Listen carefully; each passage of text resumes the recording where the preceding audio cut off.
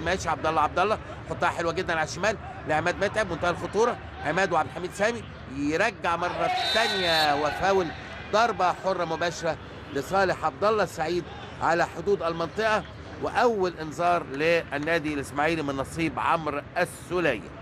انذار عمرو السوليه في الكره اللي اشترك فيها مع جده، اول كره لجده يلمسها يعمل منها فاول، او عبد الله السعيد من ناحيه الشمال. كره ممكن جدا واحد يلعب بيمينه متقن، اعتقد ان هو عبد الله السعيد اللي هيلعب الكره ده اكيد. كان جده الوضع الطبيعي لو فتحي مفيش اصابه كان يلعب مكان بركات، لكن نزول اضطراري بركات هينزل باك يمين، هتبقى مشكله عند بركات حكايه باك يمين دي، ما اعتقدش فورمته هتسمح له، هنشوف. ضربه حره مباشره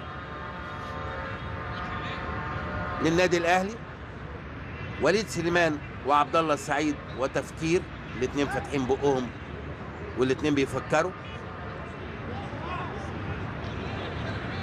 عبد الله السعيد اتصور يمينه افضل في المنطقه دي، جهاد بينبه على الحيطه ما تتحركش.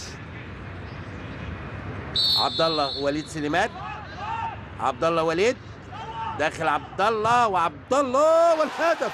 الله الله الله الله الله الله، حلوه حلوه حلوه حلوه.